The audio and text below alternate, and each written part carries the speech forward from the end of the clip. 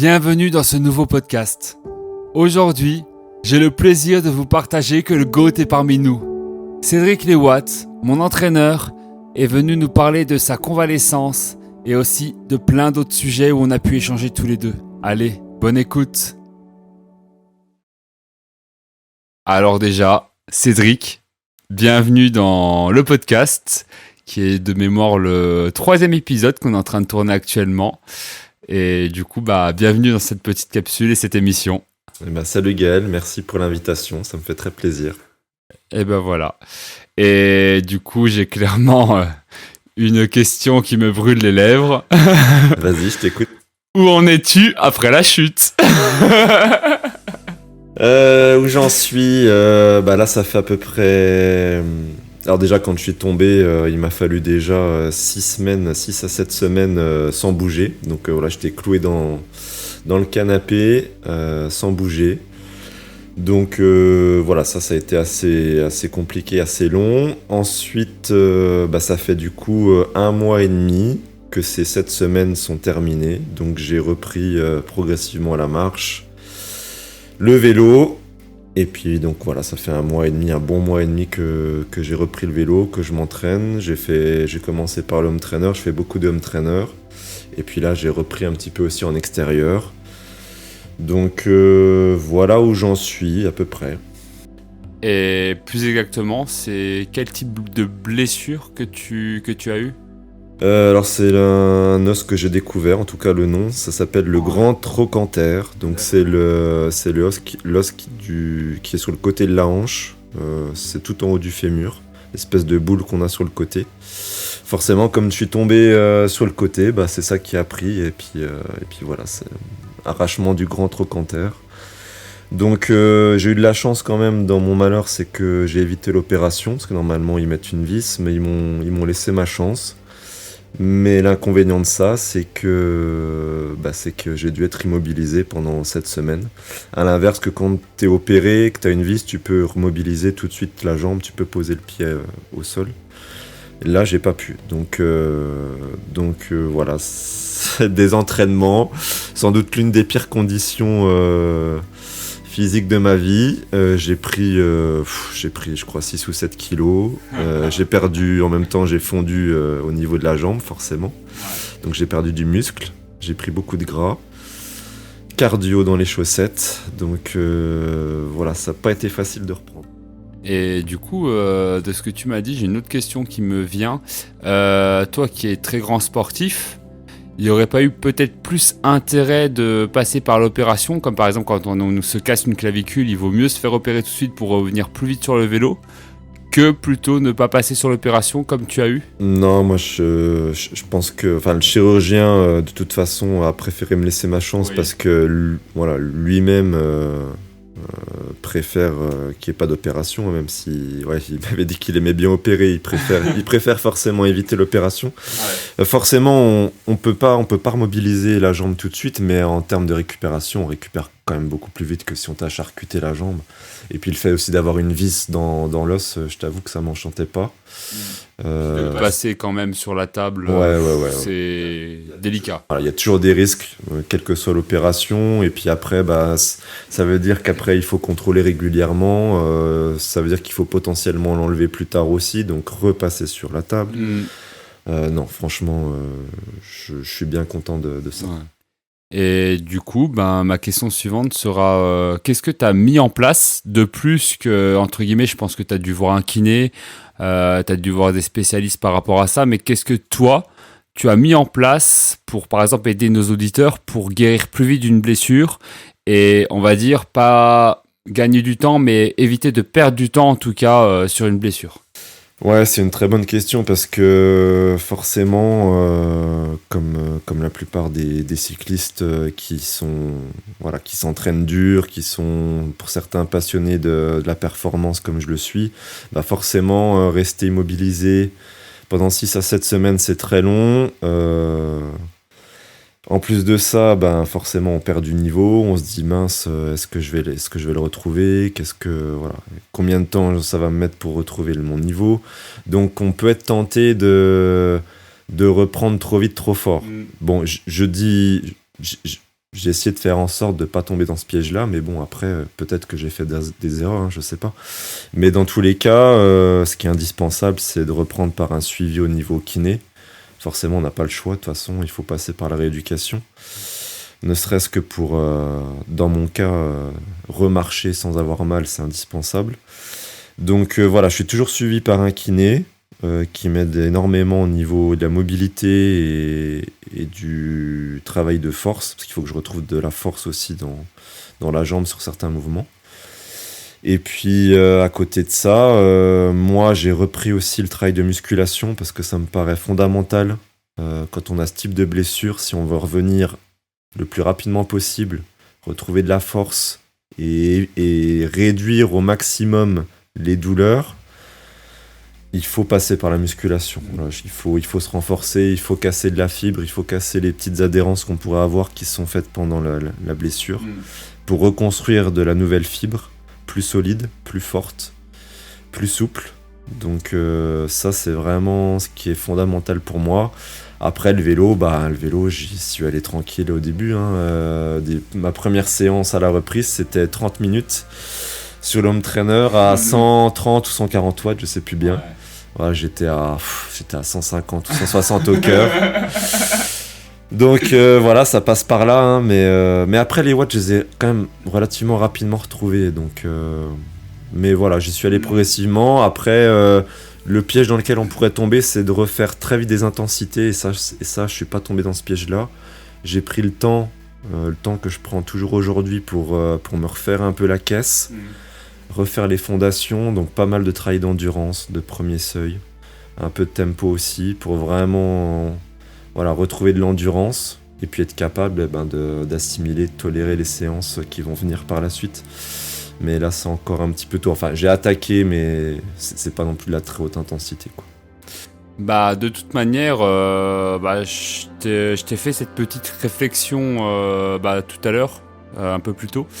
Je te disais que d'ailleurs, Nutri-Julie, puisque j'avais parlé de ton cas, mais m'avait dit en fait que tu allais récupérer bien plus vite que quelqu'un de normal, sachant que tu es quand même sportif d'un assez bon niveau. Et en fait, elle m'expliquait qu'au niveau des mitochondries, voilà, le coach a parlé. En fait, ça permettait vraiment de récupérer une condition physique beaucoup plus rapidement comparé à une personne sédentaire, quoi. Oui, c'est sûr. Non, mais c'est sûr que quand on est sportif de base, on récupère beaucoup plus rapidement. Ça, c'est clair et net. Donc, je savais que ça allait revenir plus vite que la moyenne. Après, comme c'est la première fois que ça m'arrive, si tu veux, je savais pas exactement combien de temps ça allait mettre. Bon, je parle au passé comme si c'était terminé, mais en réalité, j'ai toujours pas retrouvé le niveau qui était le mien avant la chute. Hein. Oui. Voilà, j'ai des watts qui sont très convenables, mais j'ai toujours quelques kilos en trop. Bon, ça va se perdre au fur et à mesure des semaines, de la saison. Donc ça m'inquiète pas. Mais après, en termes de sensations, j'ai pas retrouvé les sensations que j'avais avant la chute, où j'avais vraiment cette sensation d'être très fort, d'être facile sur des très grosses séances. Là, je l'ai pas, je galère un peu plus quand même. Donc voilà, c'est ça qui est un petit peu l'inconnu, c'est quand est-ce que ces sensations-là vont revenir. Bon, ça m'inquiète pas plus que ça parce que, comme je te le disais en intro, ça fait qu'1 mois et demi. Bon, voilà, je pense que je vais me laisser encore au moins autant de temps. Ça fera 3 mois. Et je pense que je devrais pas être trop mal, on verra. Et puis souvent, comme on dit, le niveau, on va dire, de base revient vite. Puis on va dire, c'est peut-être les 10%. Ouais, c'est ça. Là, tu vas peut-être avoir un peu plus de mal. C'est ça, là je dirais que j'ai retrouvé 95% de mon niveau. Alors on va dire, ah ouais, 95%, c'est bon, t'es aussi fort qu'avant. Mais en fait, les 5% qui me manquent, 5% de performance, c'est énorme. Bah, c'est comme Poggi, s'il avait eu 5% de plus dans le pot de Joe, il aurait gagné. Ouais. 5%, c'est énorme. Et c'est effectivement, t'as raison, c'est ces 5% qui sont les plus durs à aller chercher. Voilà. Ouais. Donc, bon, on va voir. Je me suis fixé, j'ai conservé quelques objectifs durant la saison, un petit peu plus loin. On verra si je m'aligne ou pas. Je pense qu'on en parlera tout à l'heure, mais je me réserve la question sur le plan mental tout à l'heure, parce qu'on y reviendra. Mais je pense qu'il peut être super intéressant de te demander aussi mentalement comment tu as géré ça parce que c'est jamais des périodes faciles. Moi, je me souviens quand je me suis fait du coup la déchirure au mollet. Quand on remonte, alors le kiné m'avait dit au bout de 2 semaines, c'est bon, Gaël, tu peux faire du vélo. Alors moi, c'est bon, alors que j'avais encore mal, hein, que je boitais et tout. Et que on se retrouve à faire du 80 watts pendant 10 minutes. J'arrive pas à pousser plus que 80 watts.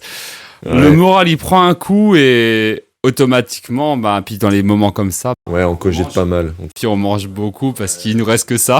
Ouais, puis encore, toi, tu pouvais te déplacer, mais Oui. c'est vrai que moi, j'étais cloué dans le canapé, je ne pouvais absolument pas bouger la jambe, je pouvais même pas aller aux toilettes, donc j'avais deux choses à faire, c'est regarder la télé ou l'ordi et manger, effectivement. Donc, Je pense que dans les cas comme ça, moi j'avais fait, je déconnecte de Strava, je n'ouvre même plus l'application. oui, j'avais déconnecté de Strava aussi. En général, dans ces moments-là, quand je suis un petit peu dans le mal, enfin, tu devras peut-être qu'on en reparle après, mais moi, j'ai un caractère qui en fait, je me coupe un petit peu du monde extérieur parce que j'ai besoin de me retrouver seul dans ma bulle pour pouvoir encaisser, endurer, me concentrer sur cette souffrance-là, justement, j'ai besoin. Et pour que le temps passe plus vite. Et une fois que c'est passé, je suis de nouveau ouvert, disponible, mais c'est vrai que je suis un peu plus renfermé dans ce moment-là. Et d'ailleurs, j'avais une autre question à te poser qui est sur un autre sujet, on va du coup changer de sujet. Moi, je vais te donner... Alors, on va faire un petit jeu. Moi, je vais te donner ma vision que j'ai de toi en tant qu'entraîneur. Ouais. Et moi, j'aimerais savoir comment tu te vois comme entraîneur. Ok. Je veux savoir si la vision que j'ai, Ouais. du coup, correspond. Et donc, je dirais que comme entraîneur, Cédric... Attention à ce que tu vas dire. Là, je suis en stress. Je dirais que c'est quelqu'un qui est vraiment basé sur les chiffres, principalement sur des technologies de pointe. C'est vraiment un entraîneur qui va aller chercher toutes les dernières technologies et les dernières méthodes qui vont permettre d'être mis en place avec ses coureurs. Par contre, c'est un entraîneur qui travaille dans du concret. C'est-à-dire qu'il va jamais vous faire, en fait, je pense, des nouvelles méthodes ou des entraînements qui ne cautionne pas lui et qui n'a pas testé lui avant. Et c'est vrai que voilà, tu es un entraîneur qui reste quand même à la pointe des nouveautés, contrairement à du coup un ami à moi qui est aussi entraîneur. Mais quand il s'entraîne, lui, dédicace à Maël, t'es excellent. Il va monter 20 fois la côte de l'église jusqu'à vomir. Et puis du coup, il a fait une super séance. Et je trouve ces deux méthodes qui s'opposent. Et j'aimerais aussi faire vos deux visages dans un prochain podcast, vous deux. Parce que dans tous les cas, vous apportez tous les deux des résultats. Parce que Maël c'est un monstre. Et puis toi, au niveau cyclosportif, et je trouve que les deux plages et les deux images peuvent être super bien intéressantes à être mis en parallèle. Donc voilà, je te laisse la parole, Cédric. Ouais, écoute, après, je sais pas si je peux dire je suis d'accord, je suis pas d'accord, c'est ta façon de voir, tu vois ça à travers ton prisme, et puis si on posait la question à quelqu'un d'autre, peut-être qu'il a encore une vision différente, donc je pense qu'il n'y a pas vraiment de vérité, mais globalement, oui, je suis d'accord avec toi. Je suis quelqu'un moi, je suis un passionné d'optimisation de la performance, et cette optimisation-là, elle passe aussi par des datas, l'analyse des chiffres, des séances. Effectivement, je suis très friand de nouvelles techno. Voilà, comme tu peux le voir, les auditeurs le verront pas, mais en tout cas, il y a pas mal d'objets autour de nous. Je suis dans une station spatiale.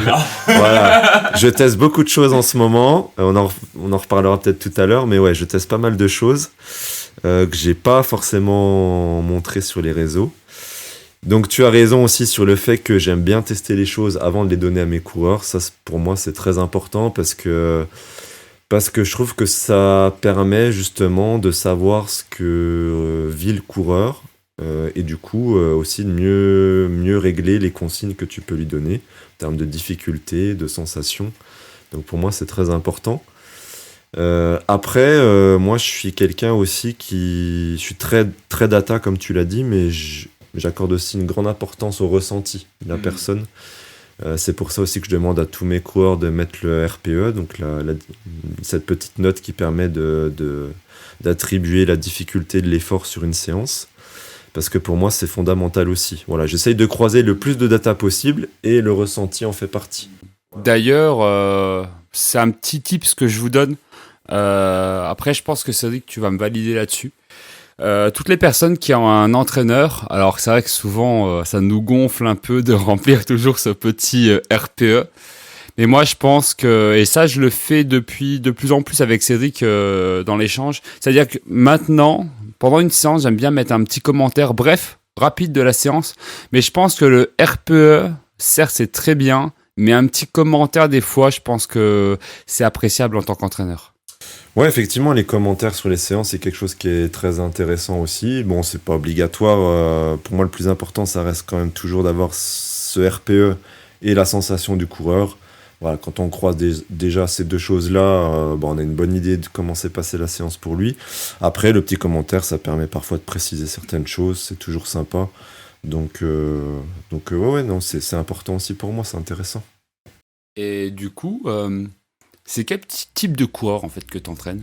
C'est parce que sachant que tu es quand même quelqu'un qui est très point technologie, je pense que c'est beaucoup de coureurs élites, c'est principalement des personnes de haut niveau. Non, j'ai vraiment de tout.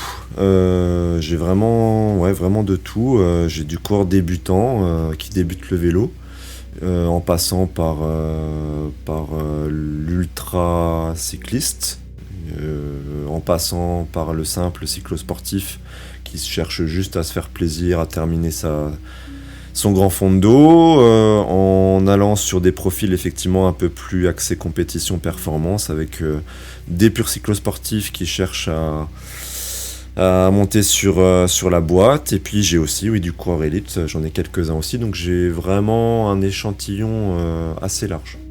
Donc en fait, en termes de profil, n'importe qui pourrait venir te voir. Ouais, tout à fait, ouais. Il n'y a Moi, pas je suis de pas... spécialisation particulière. Non, je suis absolument pas fermé. J'accepte tout type de profil dans la mesure des places disponibles, parce que voilà, j'ai pas nombre de places illimitées, mais j'accepte tout le monde sans discrimination. Et tu as peut-être une préférence sur les coureurs que tu entraînes? Pas on va dire sur la pratique. Alors, j'ai pas de préférence en termes de performance, c'est-à-dire que moi, voilà, qu'il ait 150 watts au premier seuil ou 300, moi ça m'est égal. Je choisis pas sur ces critères-là. Moi, ce qui est vraiment important pour moi, c'est le feeling que je vais avoir avec la personne. En général, je fais toujours un premier contact, un premier rendez-vous pour échanger, se présenter mon fonctionnement. Donc ça permet déjà d'avoir ce premier feeling. Et puis ensuite, c'est vraiment la relation que je vais avoir avec la personne. Donc j'ai vraiment... C'est pareil, c'est aussi très très large. J'ai vraiment tout type de relations. J'ai des coureurs qui sont très discrets, avec lesquels je vais assez peu échanger. Parce qu'ils sont comme ça, c'est leur caractère, ils n'ont pas forcément ce besoin-là. C'est même souvent moi qui suis obligé d'aller les solliciter un petit peu pour savoir voilà, comment ils se sentent en ce moment. À l'inverse, j'ai des coureurs qui me sollicitent énormément, qui ont besoin... Alors, il y en a certains qui manquent de confiance, qui ont besoin d'être rassurés, ou voilà, qui ont besoin d'avoir plus de retours. J'ai vraiment de tout. J'ai des coureurs qui sont devenus des amis aussi. Voilà, c'est ton cas aussi. Voilà. Donc c'est plus en termes de feeling et de relation, et puis d'état d'esprit. Alors on en reparlera peut-être après, mais oui. Pour moi, l'état d'esprit, c'est quelque chose dans le sport, et particulièrement dans le vélo, qui fait vraiment toute la différence, à la fois en termes de relationnel avec l'entraîneur, mais aussi en termes de résultats et de progression à l'entraînement. Et du coup, j'avais une question qui est quand même en rapport avec... Est-ce que tu penses que c'est plus compliqué d'entraîner, par exemple, quelqu'un dans l'ultra-endurance que dans une autre discipline? Est-ce que pour toi, tu trouves qu'en fonction des disciplines, imaginons que tu as un coursier, tu as un VTTiste, tu as... peu importe vraiment, mais des sports qui restent du vélo, mais très différents, est-ce que c'est quand même plus compliqué d'entraîner l'un que l'autre? Ou est-ce que quand même, il y a quand même une grosse base d'entraînement qui reste la même? Non, j'ai pas l'impression que ce soit plus compliqué dans une discipline. Alors moi, la plupart de mes coureurs font de la route. J'ai quelques triathlètes, mais je m'occupe pas vraiment de la partie course à pied, natation. J'en ai qui font un peu de VTT, un peu de gravel, mais honnêtement, c'est pas plus compliqué les entraîner. Et en termes de contenu de l'entraînement, je dirais que globalement, ça reste la même chose. Il faut toujours être le cycliste le plus complet, donc on met rien de côté, on travaille toutes les intensités. Simplement, ce qui va changer un petit peu, c'est la planification en fonction des objectifs, parce que c'est pas les mêmes. Donc, on va pas faire exactement la même chose, évidemment, en tout cas pas dans les mêmes proportions, mais en tout cas, les fondations sont les mêmes, quoi. Ça reste du vélo. Et du coup, qu'est-ce que je... Attends, je sais plus ce que je vais te demander. Moi, j'aurais une question à te poser, Gaël. J'en ai une, oui, d'ailleurs, une dernière, oui, puisque tu as dit que tu entraînais des triathlètes. Alors, la question que j'ai à te poser est, est-ce que, imaginons, il y a un triathlète qui vient te voir, est-ce que s'il te demande de t'occuper de la partie course à pied, est-ce que tu serais capable de le faire? Parce que je pense qu'il doit y avoir des parallèles avec le vélo, mais je pense que c'est quand même pas le même sport au niveau des traumatismes, on va dire, subis par le corps. Non, c'est pas le même sport. Je pense que si vraiment je m'y intéressais vraiment, je pourrais. Ouais. Parce que ça reste de l'endurance et on va dire que les grands principes restent les mêmes quand même.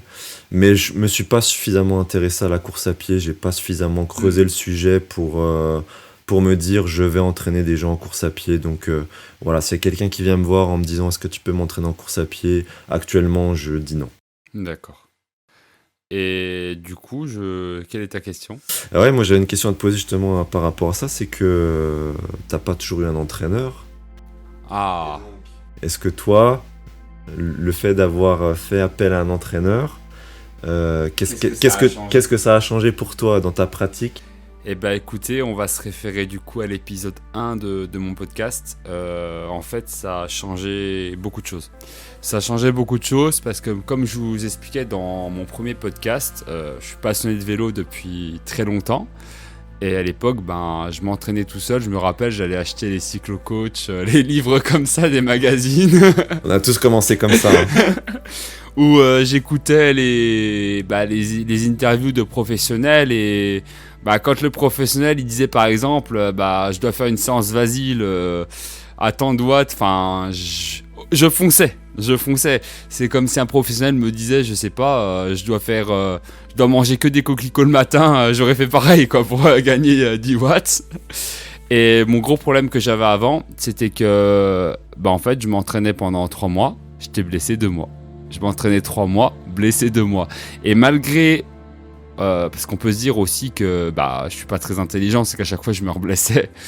En fait, non, c'est que je pense que c'est vrai que peut le dire, j'ai quand même un profil physiologique assez fragile. Et il m'a vraiment apporté cette progressivité, un cadre qui fait que à l'heure actuelle, j'ai un niveau que je n'ai jamais eu. Je suis capable d'encaisser des volumes que jamais j'aurais pu encaisser avant. Moi, je me rappelle, quand je faisais 9 heures de vélo, j'avais fait le Tour de France. À l'heure actuelle, je tourne entre 14 et 15 heures sur les semaines, on va dire, classiques. Et ça nous arrivait déjà de monter à plus de 20 heures sur les semaines d'entraînement pendant les congés. Ouais. Dont même 20 heures de home trainer. Ouais. Alors, tu parlais du cadre, ça c'est super important parce qu'en fait, tu parles des 15-20 heures semaine, on n'y est pas allé d'un seul coup comme ça. Exactement. On y est allé de façon progressive, avec un cadre bien particulier. C'est ce qui te manquait. Et peut-être au niveau des intensités, parce que tu me fais faire beaucoup de zone 2, alors qu'avant, je pouvais faire 3 fois des... comme quand je t'ai pas écouté, juste avant l'étape du Tour. Ouais, je me rappelle. En fait, l'année dernière, je sortais de ma blessure, tout allait à peu près bien, et en fait, j'avais plus d'adhérence, ça allait beaucoup mieux. Et un mois avant l'étape du Tour, j'ai décidé de me faire, je crois, une fois 5 heures, une fois 6 heures, enfin... J'ai roulé que sans demander à Cédric, et puis voilà. Moralité, j'ai déchiré l'autre mollet. Et j'ai fait l'étape du tour à 150 watts. Dès que t'es sorti du cadre, dès que le cadre a disparu, parce que effectivement j'avais cessé de t'entraîner pendant quelques temps là suite à tes petits, et ça a commencé à déconner. Mais voilà, ce cadre il est hyper important. Tu parlais de zone 2 aussi, ça je pense que il y aurait beaucoup de choses à dire sur le sujet aussi.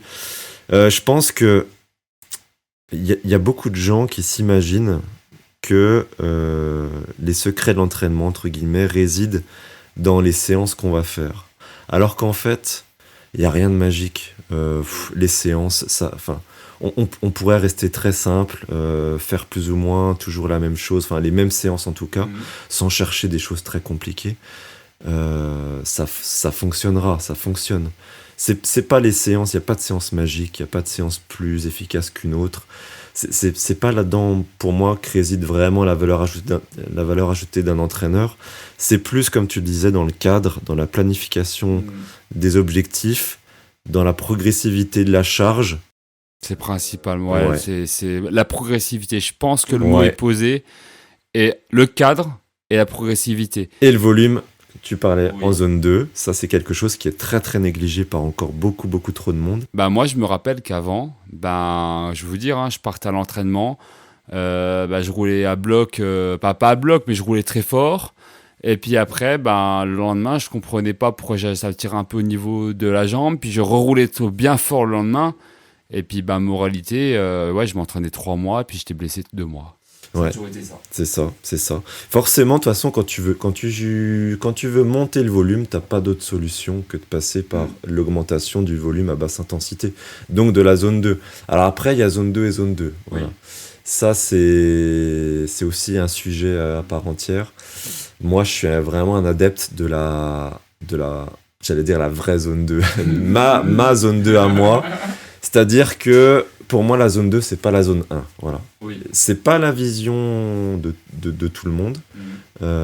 Certains te diraient qu'à partir du moment où tu es sous le premier seuil, c'est de la basse intensité, c'est la même chose, que tu sois à 100 watts ou à 200 watts. Pour moi, non. Moi, je vois clairement une différence sur les coureurs qui vont s'appliquer à rentabiliser le temps qu'ils vont passer sur le vélo en faisant de la vraie zone 2. C'est-à-dire un petit peu en dessous du premier seuil, mais pas trop bas non plus. Faut pas que ce soit trop facile non plus. Je pense que tu l'as senti. Oui, voilà ce que j'allais dire. Je prends l'exemple de moi. Voilà, prends ton exemple, qui est très intéressant. Voilà. En fait, j'avais beaucoup de séances zone 1, zone 2. Et j'avoue que des fois, quand on roule 15 heures semaine, il y a des fois, on est un peu fatigué. Et je me suis rendu compte que oui, on est fatigué, mais ça n'empêche pas de faire de la vraie zone 2, comme tu dis. C'est-à-dire qu'avant, j'aimais bien faire... Je vous donne un exemple, ma zone 2, c'était plus ou moins 170 watts jusqu'à 240. J'aimais bien faire du 180 watts pendant 2 heures, un tout petit peu au-dessus de la zone 1. Et du coup, sur le dernier bloc, avec Cédric, on s'est vraiment appliqué à faire de la vraie zone 2, en plein milieu, plus à 200, 210. Ça change la vie. Ça veut pas dire qu'il faut pas faire de zone 1. Moi, c'est ce que je dis toujours à mes coureurs, quand je leur mets des séances zone 1, zone 2... je leur dis toujours, vous adaptez en fonction de votre ressenti. Si vous vous sentez fatigué, c'est ok, on a le droit de faire de la zone 1 ou faire du bas de zone 2. Mais les jours où on se sent mieux, où on se sent bien, pour moi, c'est plus intéressant d'aller chercher plutôt le haut de la zone, ou le milieu de la zone. Un petit peu fatigué, c'est ce qui m'est arrivé là. J'étais un petit peu fatigué. Avant, j'aurais fait du bas de zone 2. Ouais. Alors après, ça dépend vraiment des caractères. Tu vois, il y a des gens qui vont plus s'écouter... ou alors qui vont chercher la facilité, qui vont être toujours comme toi auparavant, un petit peu trop bas. Bon voilà, c'est aussi mon job de cerner un petit peu ces caractères-là et de dire à un moment donné, c'est ce que j'ai fait avec toi, de dire ok, c'est bien, t'as fait beaucoup de volume à basse intensité, à très basse intensité. Maintenant, je vais te mettre un bloc zone 2, mais vraie zone 2. J'ai vu la différence. Voilà, avec un vrai 200 watts, 220 watts sur tes sorties. Et là, je pense que tu as vu les résultats en termes d'endurance musculaire. Et puis, je pense que tu as eu aussi l'inverse. Je pense à un autre coureur qu'on connaît très bien. Je ne citerai pas de nom, mais il faisait tout à LT1. Alors, j'en ai plusieurs. Voilà, je vais cibler personne dans le podcast, même s'il y en a qui... Moi, j'en pense à un en particulier qui est très fort, d'ailleurs. Bisous à toi. Je sais à qui tu penses, mais je te garantis que c'est pas le seul. Il y en a qui se reconnaîtront. Mais effectivement, j'ai le cas inverse, j'ai des coureurs qui... Et moi, j'en fais partie, hein. Je me compte parmi ces coureurs-là. C'est toujours les cordonniers les plus mal chaussés. Moi, ce que j'aime, c'est là où je prends le plus de plaisir, et souvent, ces coureurs-là, c'est là où ils ont le plus de plaisir aussi, c'est à rouler vite, longtemps. Et pour rouler vite, longtemps, le top, c'est d'être proche de son premier seuil. Voilà. Moi, je fais partie de ces coureurs-là. Moi, faire une sortie à moins de 200 watts... à part quand je suis pas tout seul, ça n'arrive pas, quoi. Voilà. Mais effectivement, j'ai des coureurs qui sont très hauts tout le temps, et à ceux-là, ça m'est arrivé de leur dire attention, lève un peu le pied. C'est important aussi de se laisser des moments de récupération, même sur le vélo, surtout quand on fait des gros volumes. Voilà. Quand on fait que 2-3 séances de vélo par semaine, on peut se permettre d'être toujours haute zone parce qu'on a des jours de récupération. Mais ceux qui se font 20 heures, 15, 20 heures de vélo par semaine, qui sont sur le vélo quasiment tous les jours, à ceux-là, effectivement, parfois, je dis attention, la zone 1, ça peut être bien aussi une fois de temps en temps. Oui, je comprends. Et du coup, j'ai une autre réflexion que je suis en train de me faire. Et je pense que ça va intéresser vraiment beaucoup d'auditeurs. En tant qu'entraîneur, est-ce que c'est pas trop compliqué de s'entraîner soi-même ? Dans le sens où je viens de lâcher l'expression que les cordonniers sont souvent les plus mal chaussés. C'est une très bonne question. C'est une question à laquelle j'ai beaucoup réfléchi ces deux dernières années. Parce que je suis arrivé à un moment donné dans ma vie en ce qui concerne le vélo, je parle du vélo, j'ai eu l'envie et le besoin d'avoir quelqu'un avec qui échanger sur ma pratique.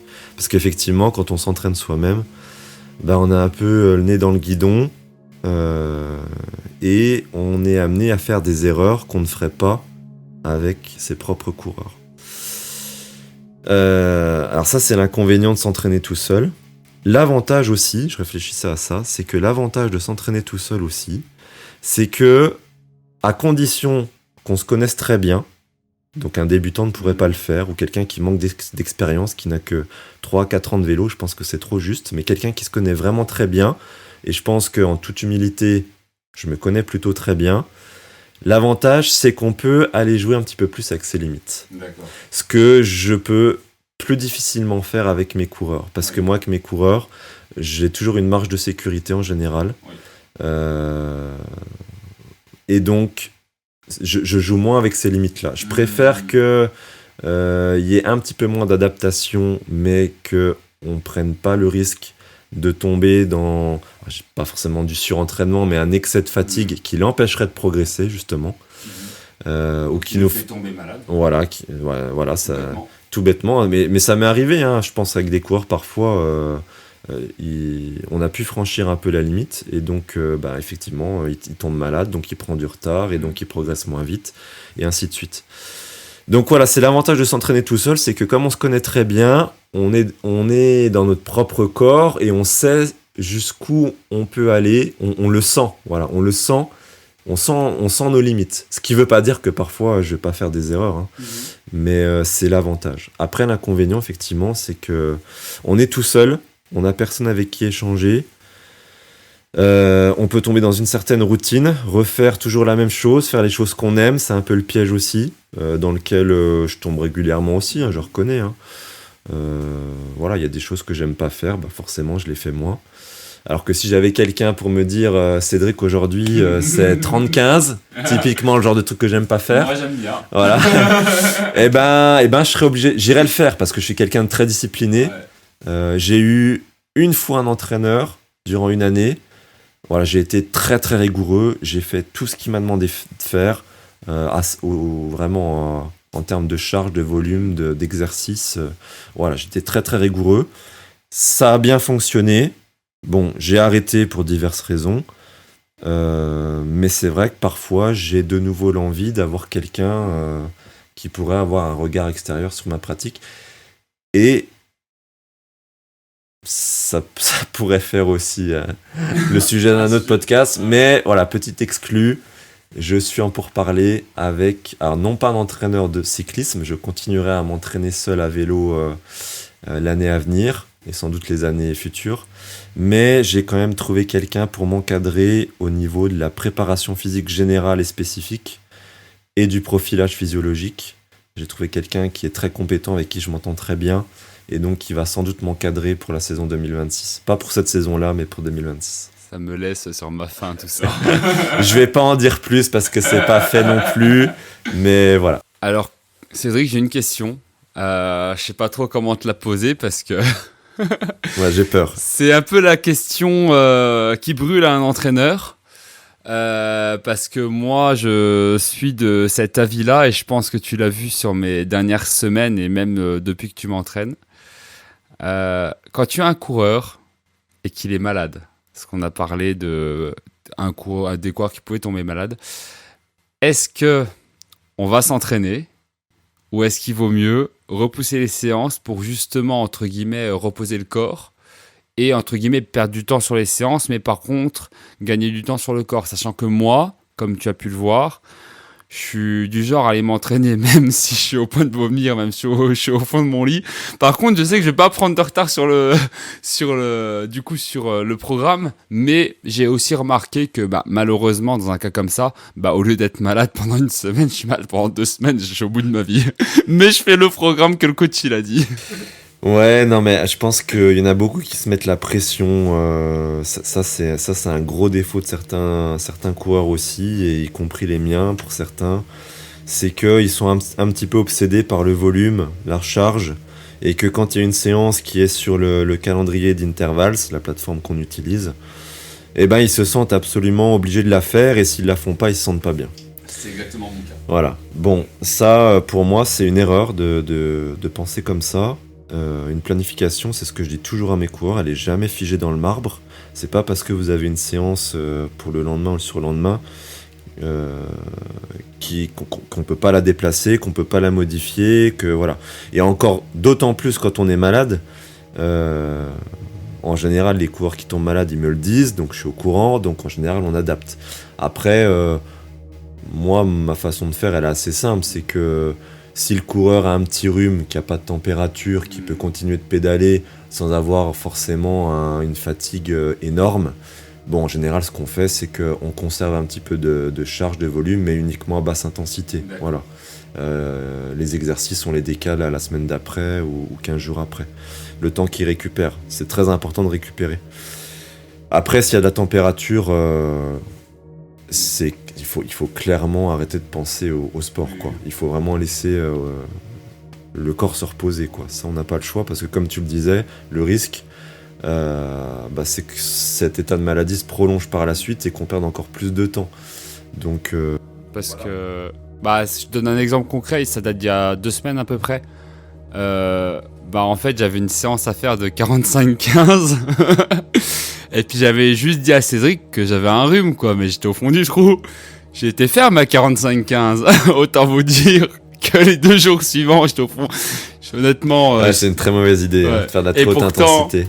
Julie m'avait dit, ma nutritionniste, ne fais pas ça, Gaël. Mets de la zone 1 et 2. Ouais. Et au point que je crois que c'est une des premières fois que je t'ai dit, écoute, Cédric, ce week-end, je coupe. Là, je fais pas de vélo. Et pour avoir coupé le samedi, le dimanche, c'est vraiment que j'étais pas bien. Mais moi, je ne mets vraiment aucune pression aux coureurs sur la charge d'entraînement. C'est plutôt même l'inverse. Le problème que je rencontre le plus souvent, c'est pas tellement les gens qui ne veulent pas s'entraîner. Au contraire, quand ils font appel à toi, c'est qu'ils veulent s'entraîner. Par contre, j'ai un certain nombre de coureurs qui se sentent souvent obligés, comme toi par exemple, d'aller s'entraîner malade, de se mettre la pression. Ouais. Et même sans parler de maladie, j'en ai qui, ça m'agace un peu, souvent même, qui se sentent obligés de faire plus que ce qui est prévu. Ça m'arrive régulièrement. Bon, je leur dis 1 fois, 2 fois, 3 fois. Au bout d'un moment, j'arrête de le dire parce que voilà, je suis pas non plus leur mère. Ils font ce qu'ils veulent. Moi, la préparation, elle est réfléchie, elle est pensée. La charge est calculée. Maintenant, s'ils décident de pas m'écouter, de pas respecter cette charge-là et de s'entraîner plus et de faire toujours plus, tant pis pour eux. Ils prennent un risque énorme. Parfois, ça marche. Parfois, ça marche pas. Et le plus souvent, c'est ça qui est assez pervers dans les sports d'endurance, c'est que c'est très compliqué de se rendre compte si ça marche ou si ça marche pas. Souvent, je vais avoir des coureurs qui me disent « Oui, mais regarde, la séance, elle est passée. » Oui, d'accord, elle est passée. Mais qui te dit qu'elle t'a fait progresser ? C'est pas parce qu'elle est passée qu'elle t'a fait progresser. Et souvent, ça, je le ramène à mon passé où j'avais pas d'entraîneur, justement. J'ai l'impression, et je pense que tu vas me rejoindre là-dessus, je sais pas, mais souvent, avant de se blesser, les quelques séances avant, on se sent pousser des ailes sur les pédales. J'ai toujours eu un peu comme la fringale. On a l'impression qu'on se sent mais pousser des ailes, et d'un coup, voilà. C'est très juste ce que tu dis. C'est que souvent, quand on augmente les volumes, la personne peut avoir un petit peu de mal les premiers jours, les premiers temps, et puis rapidement, les adaptations se font, et elle se sent de plus en plus forte, mais de façon vraiment exponentielle et très rapidement. On surcompense très vite, et on se sent très fort, par exemple à la sortie d'un stage. Pendant 15 jours, on va faire des 20 à 25 heures semaine. On va se sentir très fort. Et du coup, on va avoir envie de continuer à s'entraîner 20 à 25 heures semaine. Exactement. Alors qu'on n'a pas la capacité à assimiler ce volume-là, parce que le restant de l'année, on est plutôt à 10, 12 heures. Et voilà, ça c'est une grosse erreur que font aussi beaucoup de coureurs. Et c'est là où j'ai un rôle important à jouer, c'est de dire, voilà, on peut faire des petits blocs de volume comme ça, mais attention, derrière, il faut la récupération suffisante pour pouvoir assimiler ce volume-là. Et c'est pas parce que tu te sens très bien à la sortie du stage que t'es pas fatigué ou que tu vas pas l'être les jours à venir. Donc voilà, c'est toujours un peu délicat parce que le coureur il dit ouais, mais je me sens très bien, j'ai pas envie de couper, j'ai pas envie de ralentir, je suis super fort. Et ouais, mais sauf que on constate que la semaine d'après, il y a un gros shutdown et il comprend pas pourquoi. Donc d'ailleurs, ça me fait rebondir tout ça sur. Est-ce que tu peux nous parler de l'état d'esprit de tes coureurs que tu entraînes ? Parce que on est clairement dans l'état d'esprit de vouloir quand même faire la séance. C'est vraiment une mentalité et j'aimerais vraiment que tu nous parles de l'état d'esprit de tes coureurs. Déjà, quels sont plus ou moins tes profils que tu as ? Et au final, peut-être, qu'est-ce que toi, tu aimerais idéalement avoir en termes d'état d'esprit ? Voilà, peut-être. Bon, après, on est tous différents. Donc, je peux pas exiger des gens un fonctionnement identique, le fonctionnement qui me semblerait, moi, idéal. On est tous différents, donc je dois faire avec. Et mon rôle, c'est de m'adapter. Voilà. Sachant qu'on a tous des vies différentes. Voilà, on a tous des contraintes familiales, professionnelles différentes, un vécu différent, effectivement, comme tu le disais. Donc, voilà, je peux pas exiger des gens quelque chose.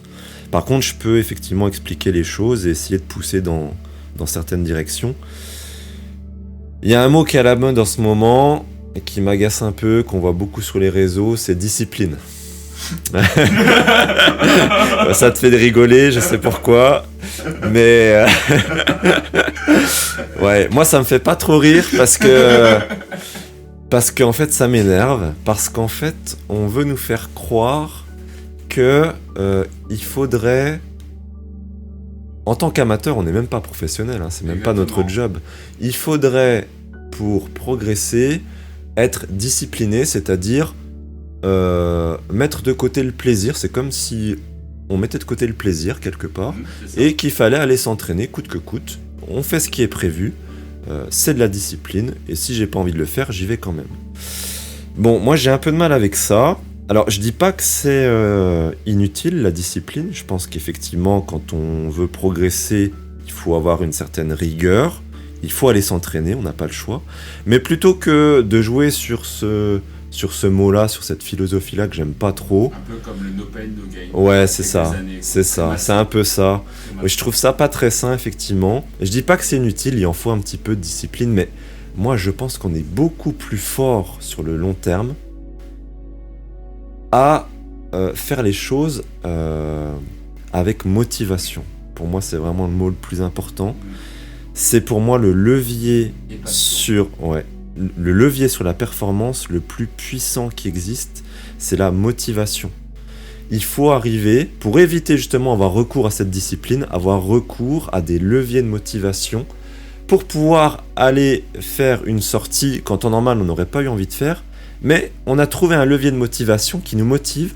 Ça peut être une image mentale, un objectif, une visualisation, Ça peut être plein de choses. On a tous des techniques différentes. Moi, j'en utilise beaucoup.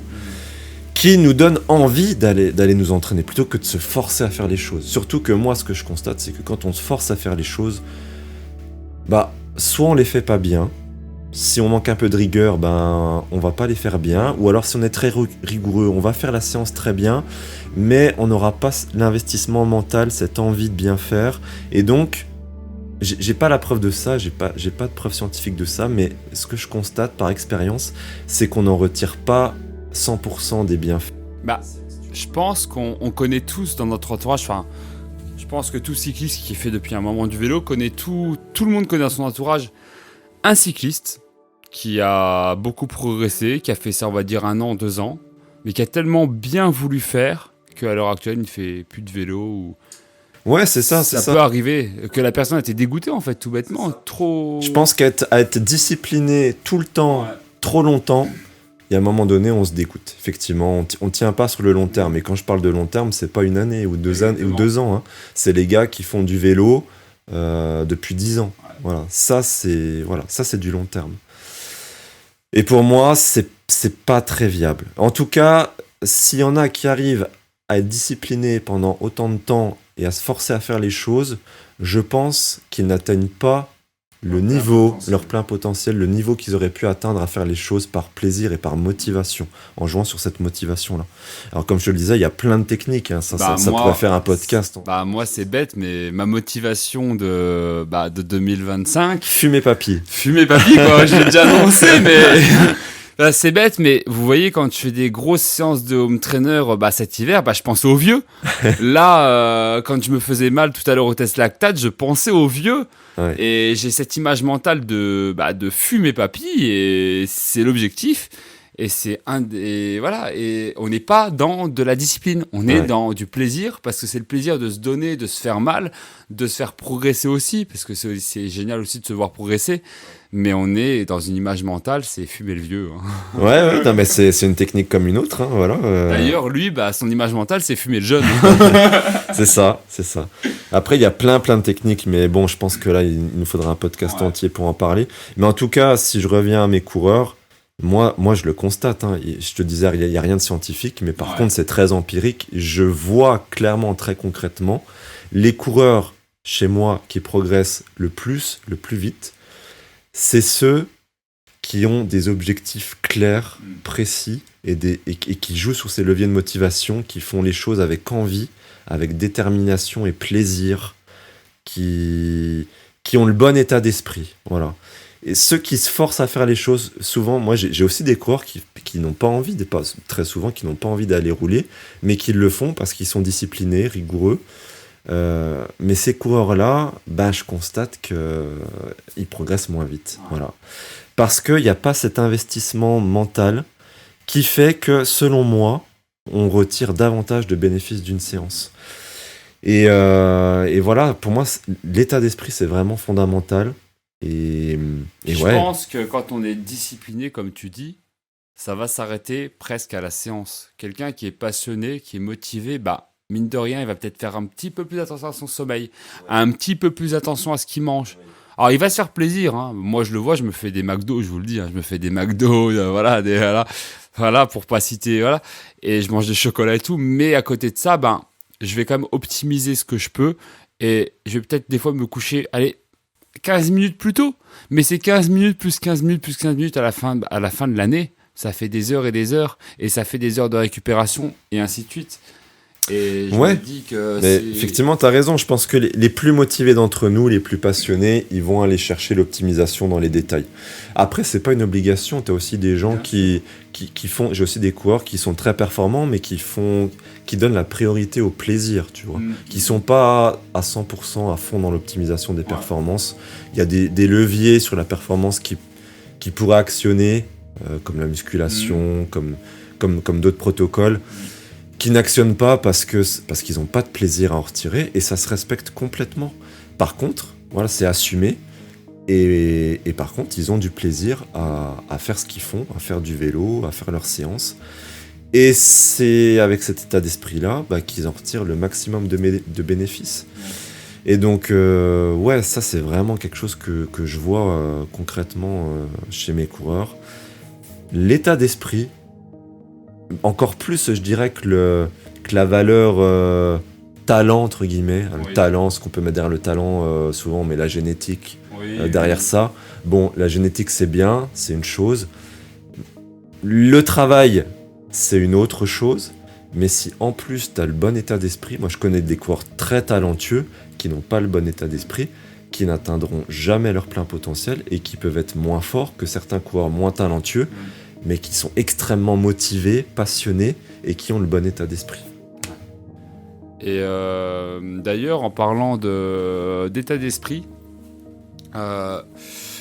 j'ai l'impression en tout cas, après c'est vraiment je pense une théorie que j'ai de moi-même, mais les personnes qui ont entre guillemets on va dire un des meilleurs états d'esprit et vraiment une implication et comment vous expliquer que vraiment on va dire oui un mental entre guillemets assez développé. Je pense que c'est souvent des personnes qui ont eu des traumas plus jeunes, mais qui ont vécu en tout cas peut-être des choses fortes. J'ai l'impression que les champions, entre guillemets, c'est des personnes un peu plus amochées. Honnêtement, là-dessus, je ne saurais pas te dire, parce que là, on entre dans un domaine vraiment qui... Psychologie, c'est moins mon domaine d'expertise, je ne saurais pas te répondre précisément. Mais là, tu me fais penser à quelque chose de très intéressant aussi. Tu t'as parlé de mental. Ça, c'est pareil. C'est un mot qui m'énerve un petit peu. Comme la discipline, on parle beaucoup de mental. Toi, t'as du mental, toi, t'as pas de mental. Pour moi, ça veut rien dire. Je vais te donner un exemple très concret. C'est un exemple qui est pas de moi, que j'ai piqué, que j'avais vu sur une vidéo, il me semble, lors d'un échange. Le gars, il disait quelque chose de très intéressant. Il disait, pour moi, le mental, ça veut rien dire, parce que il discutait avec une autre personne qui détestait la course à pied, et il lui a dit... Écoute, si je te demande là d'aller courir avec moi pendant 1 heure, là, toi qui détestes la course à pied, qu'est-ce que tu vas me dire ? Bah non, j'ai pas envie. Non, je suis désolé, j'ai pas envie d'aller courir 1 heure, je déteste ça. Ouais, je préfère qu'on fasse autre chose, quoi. Donc, bon, tu pourrais dire pas de mental. Il a pas le mental. Exactement. Ça pourrait être la réflexion. Ça pourrait être la réflexion. Voilà. T'as pas le mental. Il sait que ça lui ferait du bien, que c'est bon pour sa santé. Voilà, mais il n'a pas le mental d'aller courir, d'aller faire pendant 1 heure quelque chose qu'il n'aime pas. Hein, on en revient un petit peu à cette discipline au mental. Maintenant, à cette même personne, tu lui dis « Viens courir avec moi pendant 1 heure et je te donne 10 000 €. » Qu'est-ce qu'il va dire ? Il va dire « Bah oui ». Il va pas hésiter une seconde. Je suis d'accord. Mais même s'il va avoir du mal à terminer son heure, il va y aller et il va la terminer son heure. Est-ce que en l'espace de 10 secondes, il a gagné du mental ? Non, c'est de la motivation. C'est la même personne. On a joué sur la motivation. Ah, l'exemple est beau. Et ça, c'est... Voilà, une fois que tu as compris ça, tu as tout compris. Celui qui a compris ça et qui le met en place concrètement et qui joue sur cette motivation-là avec différents leviers, différentes techniques, il va devenir extrêmement puissant et fort à l'entraînement. Et donc... forcément, ça va se retranscrire sur sa progression, sur ses résultats ensuite en course s'il fait de la compétition. Ouais. Mais clairement, ça peut être même pris dans la vie. Enfin, bien sûr, ça on parle du vélo, mais... Pour le coup, là, l'exemple est frappant et ça me fait réfléchir. C'est pour ça que le mental, ça m'énerve aussi. Pour moi, ça veut rien dire quelqu'un qui a du mental, qui a pas de mental, non. Il faut développer des compétences, des techniques pour jouer sur ses motivations profondes. Voilà. Et si tu arrives à faire ça, tu seras capable de faire des grandes choses et des belles choses, même si tu n'as pas un talent. Oui, parce qu'au final, quand on va loin dans la douleur, c'est simplement de la motivation au final, d'être meilleur et on n'est pas... Oui, c'est pas une histoire de mental, c'est l'envie. Donc l'envie est une motivation. C'est ça. Donc on n'est plus du tout dans la même chose. C'est ça. Et donc on en revient à cet état d'esprit, on parlait de la motivation, mais l'état d'esprit, c'est pas que de la motivation. Avoir le bon état d'esprit, je le vois chez mes coureurs aussi, c'est aussi cette faculté à voir le positif dans les choses, tu vois ? Ça joue aussi sur la motivation. Quelqu'un qui est tout le temps négatif, j'en ai des coureurs qui sont un petit peu trop négatifs souvent. Alors certes, ils n'ont pas forcément des vies faciles, on n'est pas tous égaux à ce niveau-là, mais quand même, il y en a qui ont une propension à se focaliser sur le négatif, sur je suis fatigué, j'ai pas les watts que je veux, il pleut, Enfin, voilà, le vélo, ça va pas. Enfin, voilà, il se focus sur le négatif, alors que j'en ai d'autres pour lesquels voilà, la vie, l'environnement est pas forcément plus facile, mais ils vont se focaliser sur le positif. Et ben forcément, ces gens-là, ils passent des meilleures séances, des meilleurs moments sur le vélo, ils ont plus de plaisir, plus de motivation, et donc ils progressent plus et plus vite. Et puis là, on en revient à ce que tu disais tout à l'heure. Les personnes qui, entre guillemets, sont négatives, par exemple, vont dire « j'ai pas envie, je suis fatigué, je vais pas faire la séance », des choses comme ça. C'est parce qu'en fait, ils voient pas la motivation de se dire « je vais faire la séance pour m'évader, pour penser à autre chose » ou pour... On reste en fait dans le plaisir et la notion de plaisir. Parce que même si moi, je sais que, honnêtement, des fois, sur une semaine, j'ai envie de faire 0 séance, mais une fois que j'y suis, je suis content. Ouais. Non, mais ça, après, on est d'accord, on peut pas avoir toujours envie d'aller faire sa séance. Mais il y a quand même un certain nombre de séances sur lesquelles on peut travailler sur cette motivation, on peut jouer sur cette motivation-là, et au global, ça fait une différence. Exactement. Voilà. Donc, ouais, voilà. C'est, pour moi, l'état d'esprit, c'est quelque chose de fondamental que certaines personnes ont bien compris et qui manque à d'autres, malheureusement. Et ça, je dirais que ça fait partie aussi du talent, c'est une certaine forme de talent, que d'être capable d'aller chercher des motivations profondes pour se motiver et trouver du plaisir à faire les choses. Ça se travaille, il y a des techniques, mais il y a des gens qui ont plus de facilité que d'autres à ce niveau-là. Voilà. Moi, c'est mon cas, c'est pour ça que j'en parle. Je me permets d'en parler parce que c'est quelque chose que je maîtrise bien depuis toujours. Je suis pas le plus talentueux, loin de là, au contraire. Par contre, j'ai cette faculté à jouer sur mes motivations qui me permettent de faire du vélo depuis plus de 10 ans, de structurer mes entraînements, d'être rigoureux, de prendre du plaisir, d'être motivé à découvrir de nouvelles techniques, des nouveaux protocoles, et qui, tous les ans, me font passer des petits caps. Ils sont pas énormes, parce que voilà, j'ai pas un talent monstrueux, mais voilà, brique par brique, j'arrive à un niveau qui, pour moi, me satisfait, et plutôt pas mal, quoi. Et puis, du coup, ça me fait aussi réfléchir, parce que j'ai toujours dit, je crois que je l'ai même déjà dit dans d'autres podcasts, que j'étais pas le meilleur du monde, mais j'étais capable de faire preuve d'un gros mental. Maintenant, je dirais plus de motivation et d'objectifs. Tu fais partie de ces coureurs qui ont un très bon état d'esprit, je te le dis, franchement, et c'est pour ça que tu progresses très rapidement. Et honnêtement, je dis pas ça juste pour te flatter, mais la progression que tu as eue cette année, elle est gigantesque. Je sais pas si tu veux parler de tes chiffres là en podcast, si ça reste secret. Je crois que tu aimes bien garder les choses un peu secrètes. Mais en tout cas, je peux vous dire qu'on a fait un test lactate ce matin avec Gaël. Même moi, j'y croyais pas. Je commence à penser que tu vas me dépasser d'ici les 2-3 années à venir si tu continues à être aussi investi, rigoureux, motivé, passionné par ce que tu fais.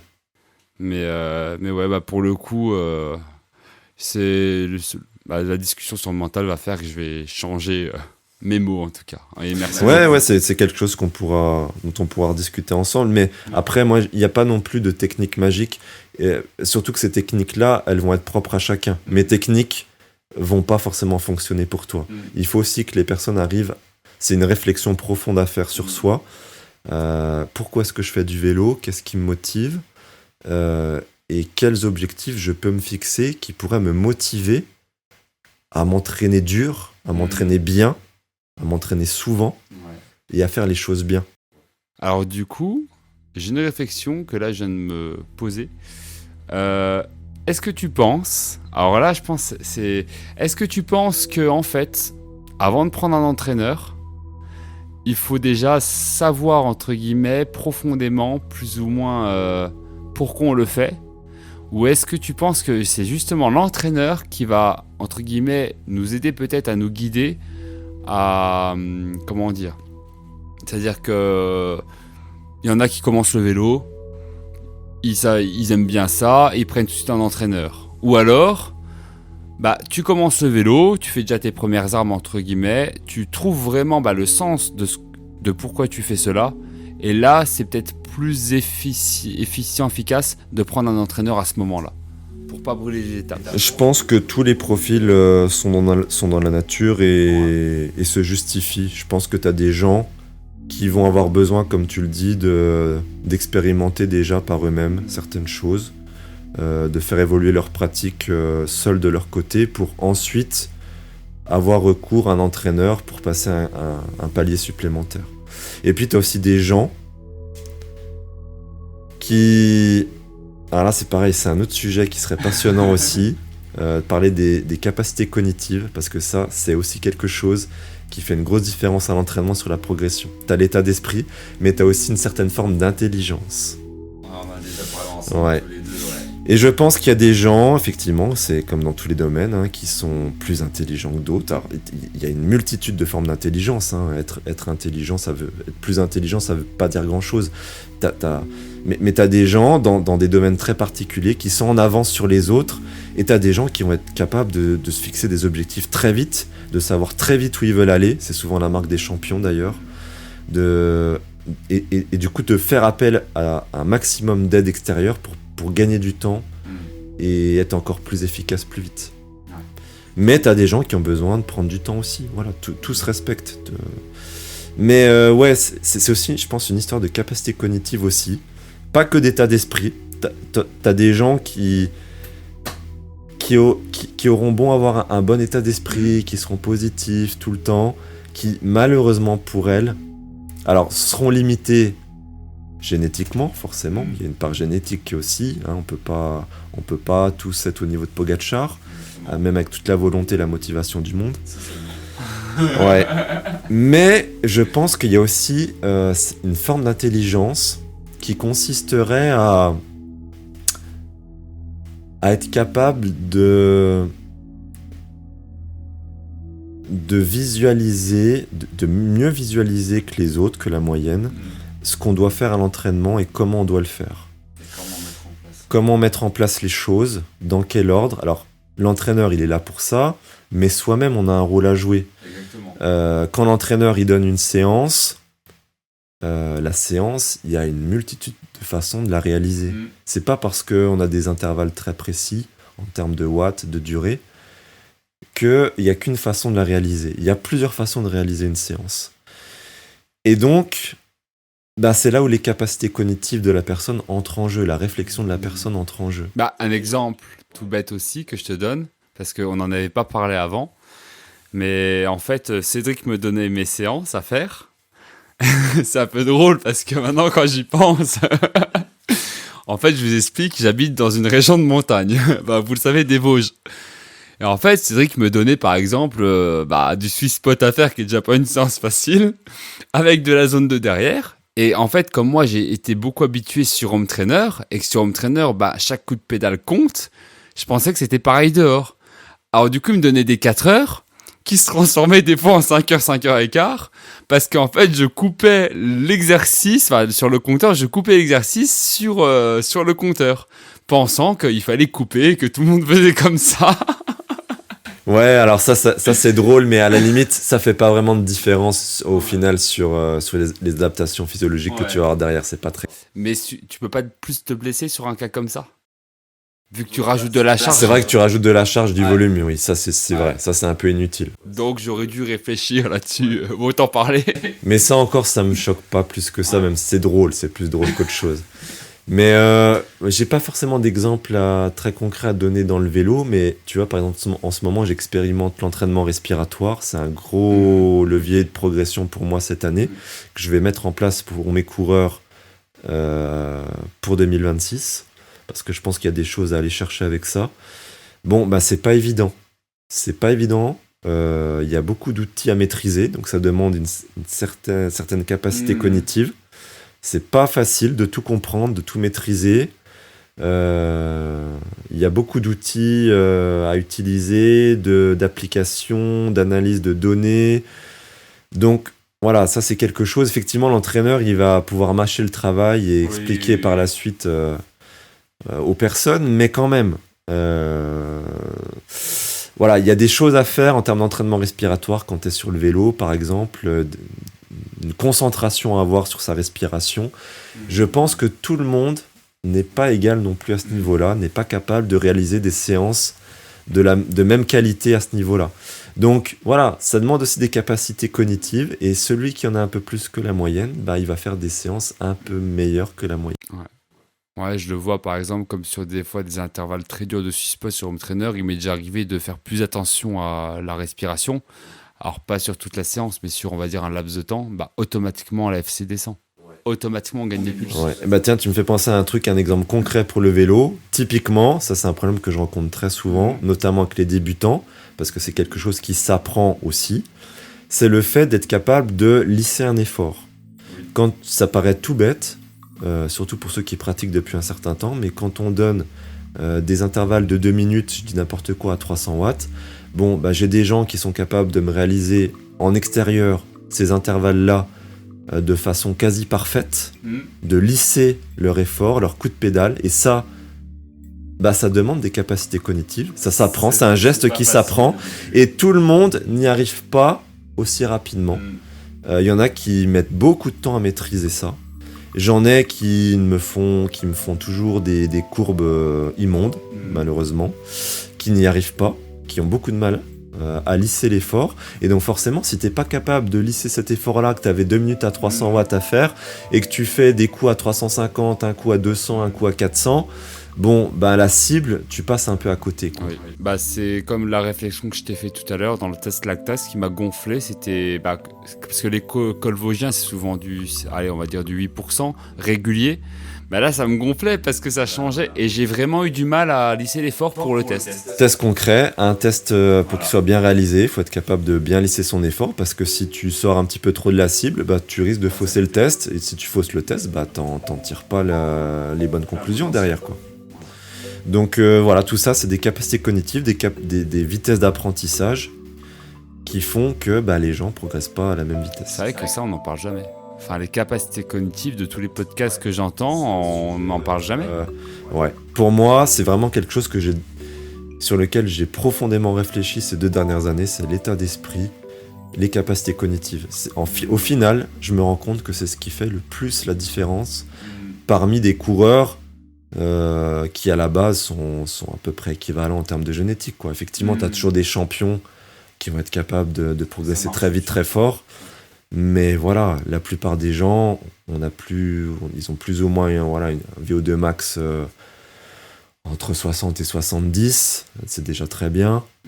Et voilà, donc ce qui fait la différence, c'est l'état d'esprit et le cerveau, ce qu'on a dans la tête. Voilà, et ben en tout cas, ça va vous laisser, je pense, beaucoup réfléchir pour certains et vous poser les bonnes questions pour le coup, parce que il y a, je pense, un travail à faire personnel là-dessus. Et ça me fait rebondir du coup sur une autre question. En tant qu'entraîneur, est-ce que tu as déjà pensé, je pense que sur ce que tu as dit avant, ça va peut-être sur le nouveau levier que tu as choisi sur la préparation, ça va peut-être le rejoindre. Mais la préparation mentale, prendre vraiment un coach ou une coach sur la prépa mentale, est-ce que tu as déjà pensé, et est-ce que tu penses que c'est vraiment un gros levier aussi de la performance?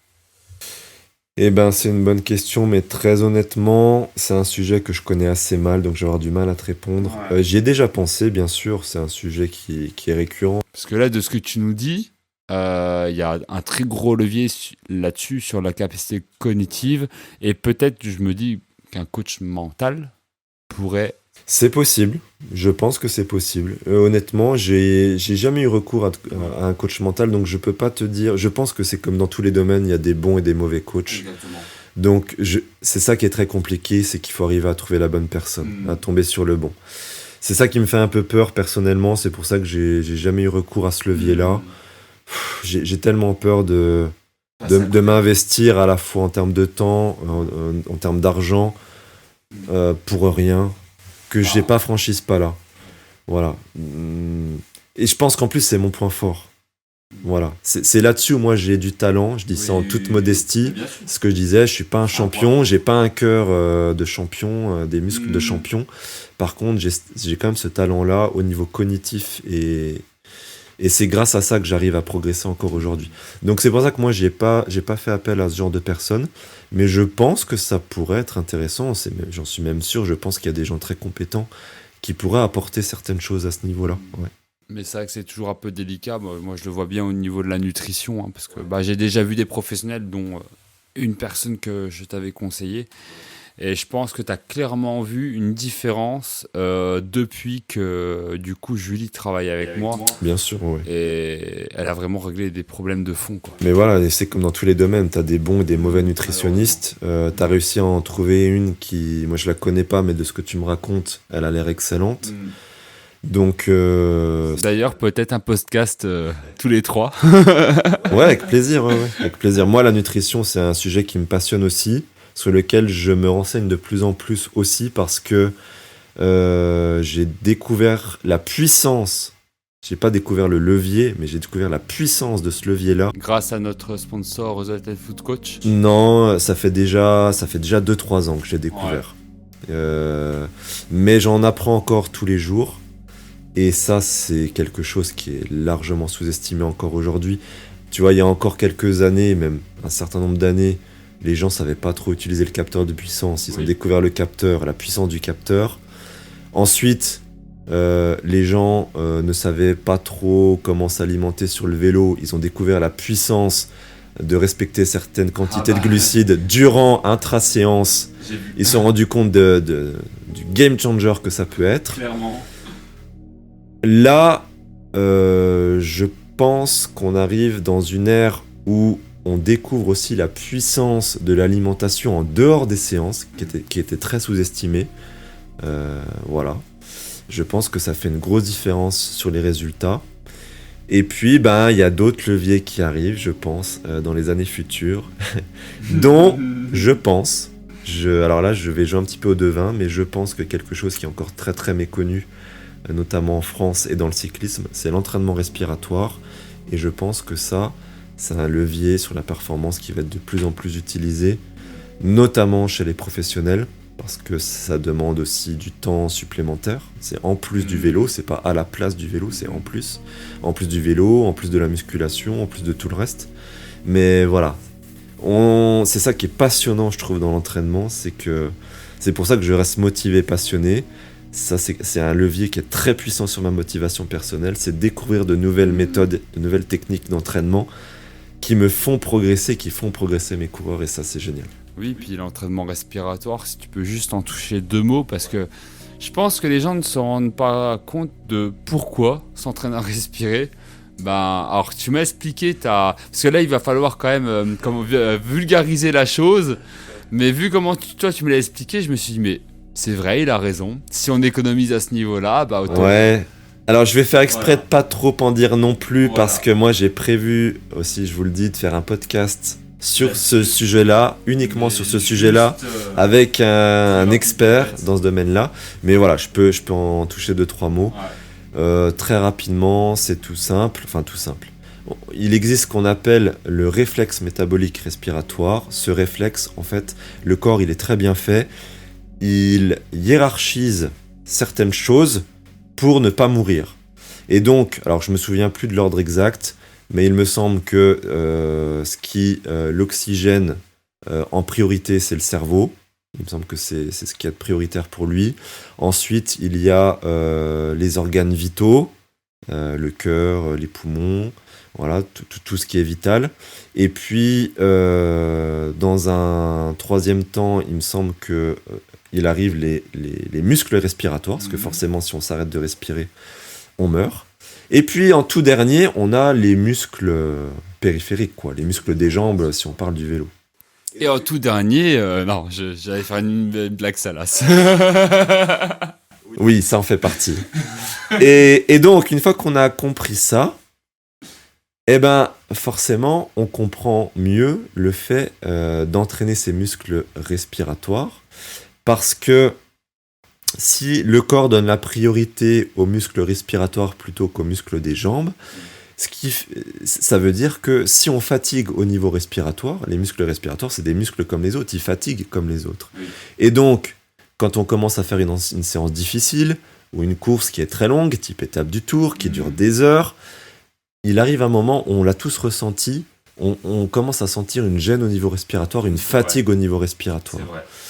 Et donc, le corps, le cerveau capte ça et il va renvoyer plus de sang vers ses muscles respiratoires pour éviter qu'il surfatigue et que tu cesses de respirer. Et donc, s'il accorde plus de sang, davantage de sang vers ses muscles respiratoires, il faut qu'il en pique ailleurs. Qu'est-ce qui est le moins important pour lui ? C'est tes jambes. Voilà. Et donc, si tu as moins de muscles dans les jambes, tu as moins de force dans les jambes et donc tu perds de la performance, des watts, très concrètement.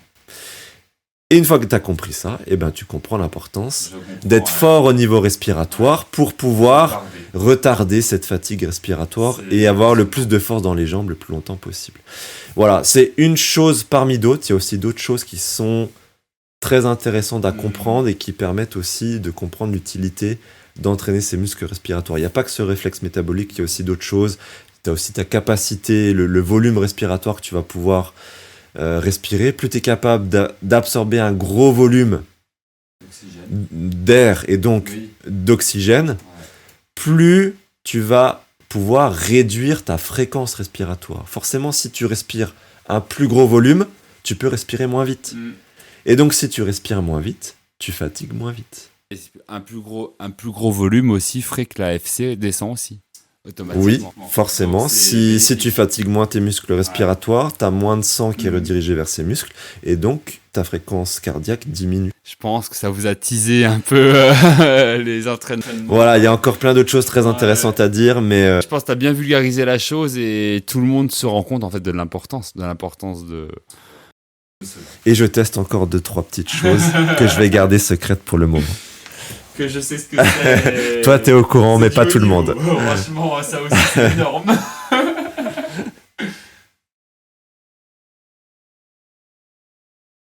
Alors du coup, Cédric, j'ai une dernière question pour, je pense, clôturer ce podcast ça fait déjà une bonne heure qu'on discute tous les deux. Quels sont tes projets pour 2025 du coup, parce que je pense tes projets d'avant ont été un peu chamboulés avec ta chute, parce que vu la condition que tu avais, je pense que dans ta tête, tu avais peut-être un objectif cette fois de retenter le top 100, mais sans l'annoncer, je pense, sur l'étape du Tour. Ouais, tout à fait. Mais là, du coup, quels sont tes projets ?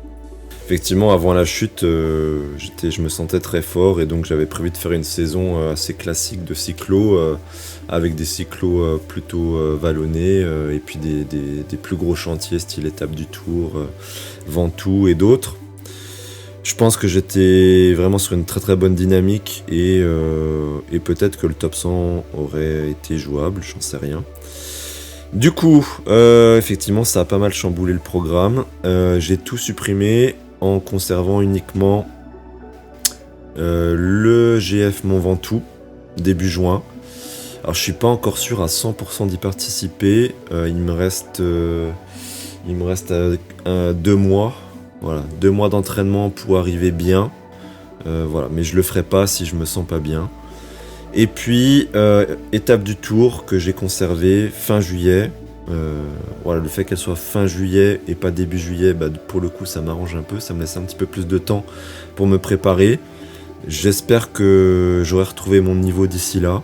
On verra. Dans tous les cas, je la ferai. Et puis, c'est à peu près tout en termes de course. On verra ensuite, après l'étape du Tour, si je me lance dans d'autres projets. Et puis sinon, on parlait de motivation tout à l'heure. Voilà, j'ai joué sur un levier qui, pour le coup, je pense, est commun à peu près 99% des gens. Qu'est-ce qu'on fait pour se motiver ? On achète un nouveau vélo. Voilà, le mot est lancé. Donc, j'en profite pour remercier Matériel Vélo qui m'a dégoté ce nouveau vélo. Enfin, que je paye moi-même, mais voilà, c'est toujours super intéressant de bosser avec eux parce qu'ils me soutiennent depuis des années. Ouais. Donc voilà, je suis passé par eux. Et donc le nouveau vélo arrive très bientôt, normalement pour le mois de mai. Sans doute, vous le verrez en vidéo, ça c'est sûr. Est-ce que je ferai une vidéo spécifique sur le vélo ? Je sais pas, mais vous le verrez en vidéo et sur les réseaux, ça c'est sûr. Mais tu te rends compte là, Cédric, qu'en lâchant cette info, tout le monde va te demander la vidéo de ton nouveau vélo. À quand la vidéo? Ouais, bah je le dis ici, je sais pas si je ferai une vidéo spécifique comme j'ai fait pour le CL8, mais en tout cas, voilà, je le présenterai rapidement au minimum sur les réseaux, ouais. Donc voilà en ce qui me concerne. Et toi Gaël, qu'est-ce que t'as prévu? Moi, j'ai prévu de mettre au pilori le papy. Non, plus sérieusement, je pense que j'ai prévu pour une fois, comme c'est notre première saison pleine d'entraînement, ça a souligné parce que pour l'instant tout se passe bien, donc c'est notre première saison pleine. Une saison assez classique avec du coup des cycles sportifs du côté de chez moi avec ces grands fonds d'eau des Vosges, route verte. Et puis après on va passer sur aussi le Mont Ventoux. Je l'ai jamais fait. Il paraît que je vais sûrement manger un mur à partir du Ventoux. C'est très compliqué. Ouais, c'est une cyclo qui est très difficile à appréhender et on l'a réussi rarement du premier coup. Mais bon, c'est une très belle expérience. Il faut que tu la fasses. Après, c'est surtout pour le fait de monter le Ventoux pour la première fois de ma vie, parce que je ne connais pas. Ensuite, on ira dans ma vallée préférée de France, la Maurienne, avec un très gros chantier qui est la Marmotte. D'ailleurs, j'espère qu'un jour Cédric participera à la Marmotte, parce que tout cycliste se doit de la faire. Je la ferai un jour. Ouais. Et puis après, j'avais dit que je la ferais qu'une seule fois dans ma vie, qu'après j'arrêterais. Après, je l'ai fait une deuxième année parce que c'était trop bien. Et puis, je m'y retrouve cette année, c'est l'étape du Tour. C'est cool, on va être pas mal, on va être pas mal du team sur l'étape du Tour et puis sur le Mont Ventoux. Il y aura beaucoup de maillots les watts, ça c'est cool. Et après, j'ai un dernier compte à régler avec une course, c'est l'Alpibike d'Annecy. J'espère la faire le 25 août dans les Zolas, quelque chose comme ça. Parce que la première fois que je l'ai fait, de mémoire, j'ai crampé. Et la deuxième fois que je l'ai fait, j'ai crevé et j'ai cassé la roue. Oh, encore une roue que j'ai cassée d'ailleurs. Une bande de freinage qui a plié. Donc voilà, donc j'ai un gros compte à rendre avec ça. Et vu le niveau que je vais avoir cette année, je pense que je vais espérer des belles choses. Et je connais les descentes. Vous savez mon amour pour les descentes, qui est pas du tout. Donc là, je serai en confiance. Et du coup, voilà, j'espère performer du coup là-dessus. Ok.